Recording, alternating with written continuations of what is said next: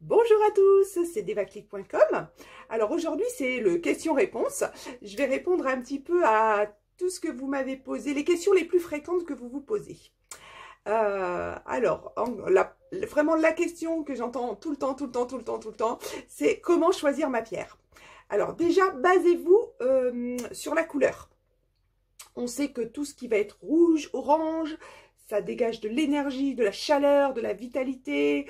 Donc voilà, si vous êtes en colère, prenez pas une pierre rouge, hein, forcément. Hein.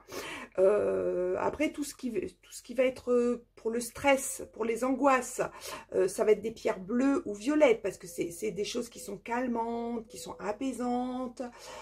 Tout ce qui concerne le cœur, les émotions du cœur, ça va être toujours des pierres roses. Au niveau de la santé, très souvent, ce sont des pierres vertes. Le noir, c'est aussi, ou le foncé en tout cas, c'est très souvent des pierres de protection parce que justement, ça absorbe la lumière, le noir, et du coup, ça absorbe aussi la négativité. Vous voyez, ça, c'est déjà un premier repère.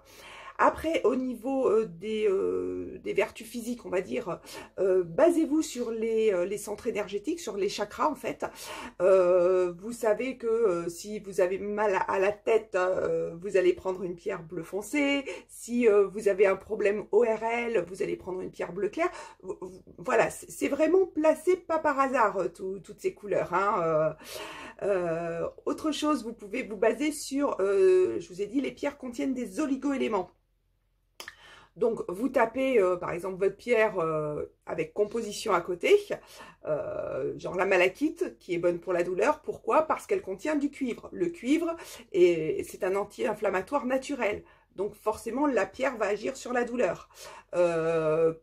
Autre chose, le fer, si vous manquez, si vous avez des problèmes de sang ou de foie, vous prenez une pierre qui est riche en fer. Donc ça peut être un deuxième choix. Après, eh ben, j'allais vous dire, faites-vous confiance. Si vous êtes attiré, même en photo, par une pierre qui vous... Ah, celle-là, je l'adore, je ne sais pas pourquoi et tout. Sans réfléchir, sans chercher les symptômes de quoi que ce soit, parce qu'il y a plein d'avis contradictoires de toute façon, sur Internet ou dans des livres, hein, de toute façon. Hein. Donc, basez-vous sur votre ressenti. Arrêtez de réfléchir, j'ai envie de vous dire. Et hop, il y a cette pierre qui vous attire, vous ne savez pas pourquoi, ben c'est qu'elle est bonne pour vous, c'est votre corps qui parle. Autre question. Alors, quelle pierre pour combattre le stress des animaux lorsque le maître il part soit travailler, soit en week-end, hein, pourquoi pas. Donc moi je vous suggère des pierres qui vont rassurer votre animal.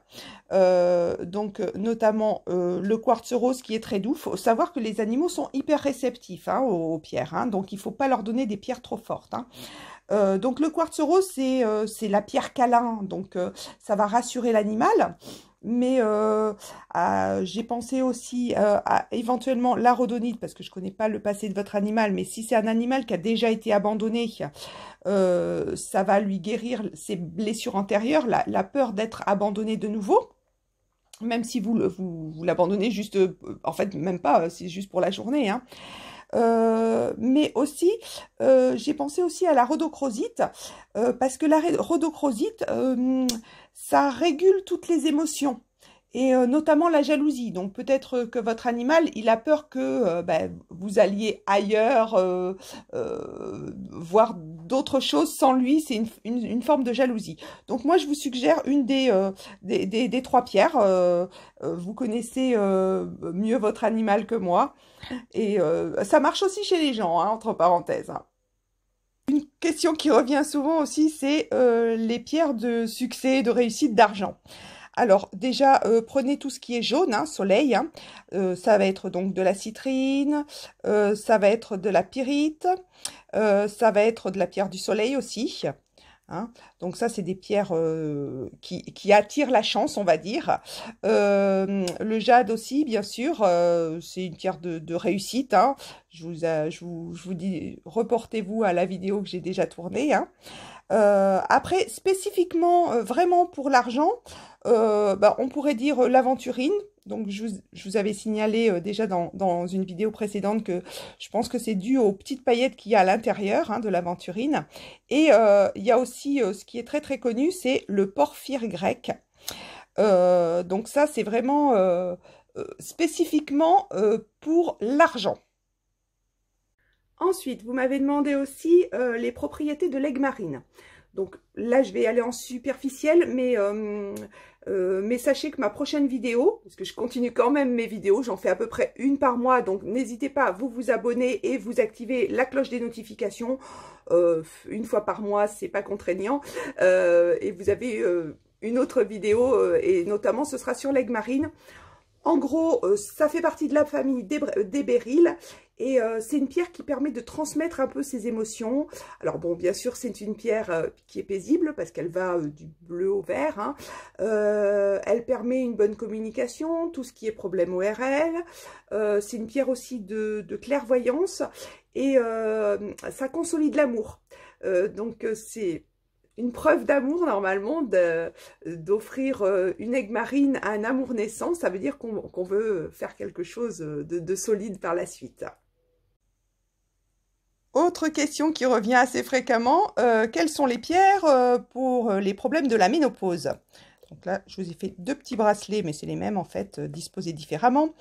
Donc moi, je vous suggère déjà le péridot. Le péridot, ça va atténuer toutes vos sueurs nocturnes, on va dire.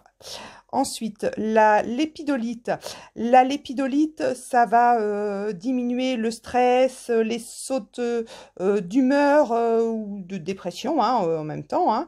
Ça va stabiliser un petit peu tout ce qui est stress. Hein. La houlite, parce que bah, forcément, en prenant un petit peu d'âge, le squelette bah, use plus de calcium, donc on a besoin de renfort pour les os. Et en plus, c'est excellent pour la rétention d'eau. Donc, j'en mets toujours. Le lapis a beaucoup de vertus et notamment, ça va être une pierre qui va vous déstresser complètement, qui va un petit peu accepter la situation. C'est pas toujours évident. La pierre de lune, bon ben, c'est par excellence la pierre de la féminité et de tous les problèmes féminins. Donc, je suggère de toute manière à chaque femme d'en avoir une au moins.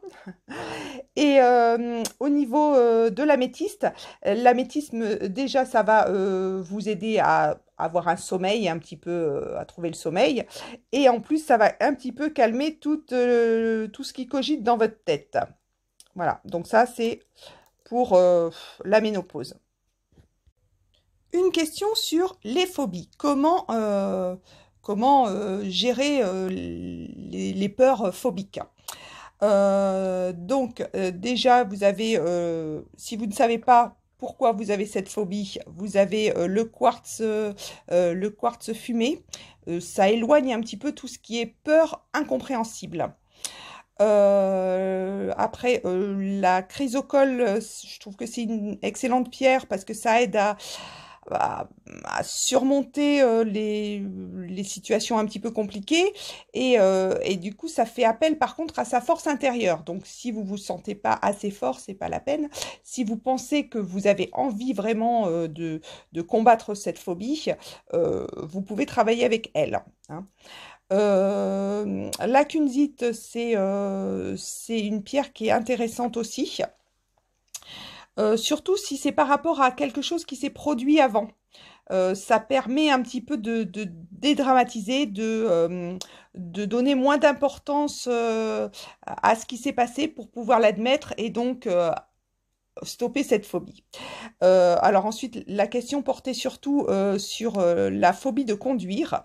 Alors sachez que la turquoise, c'est la protection du voyageur, entre autres. Et donc, si c'est vraiment que par rapport à la peur soit de conduire, soit la peur de l'avion, enfin, à ce moment-là, prenez une turquoise, c'est vraiment réputé pour ça. Autre question qu'on me pose souvent, est-ce que c'est légal de chauffer les pierres? Alors, chauffer les pierres, effectivement, c'est légal. D'ailleurs, vous avez tout ce qui est améthyste un peu trop pâle, eh ben, on les passe au four pour les transformer en citrine. Alors après, on fait la même chose avec les saphirs et les rubis hein, aussi. Hein. C'est pas réservé que aux améthystes. Et souvent, vous voyez, bon, par exemple, ça c'est un quartz rutile. Vous voyez, il y a des petits... enfin c'est des cheveux d'ange ou des cheveux de Vénus. Alors en fait ce sont des brins de titane et quand vous trouvez des inclusions comme ça dans les pierres, généralement en le chauffant ça fait du bleu. Donc bien sûr ne vous amusez pas à chauffer les pierres dans votre four, c'est vraiment des fours spéciaux, hein, ça se fait pas comme ça. Notre série de vidéos est terminée. J'ai pris beaucoup de plaisir à les faire. J'espère que ça s'est ressenti et que j'ai pu vous partager pas mal de choses. Vous avez toujours le e-book gratuit qui est en téléchargement. Je vous ai mis le lien en dessous sur la purification et le rechargement des pierres. Bien sûr, à tout moment, vous pouvez me poser vos questions, il n'y a pas de souci. Je continue à faire des vidéos parce que de toute façon, j'en faisais avant, hein, donc pourquoi pas en faire après. Hein. C'est 1 à 2 fois par mois, c'est pas très invasif. Donc n'hésitez pas, abonnez-vous à la chaîne, activez la cloche des notifications. Comme ça, vous serez au courant dès que je sors une petite vidéo. Donc la prochaine, ce sera l'aigle marine, bien sûr. Et je vous dis bon courage pour la suite. Et puis, à très bientôt.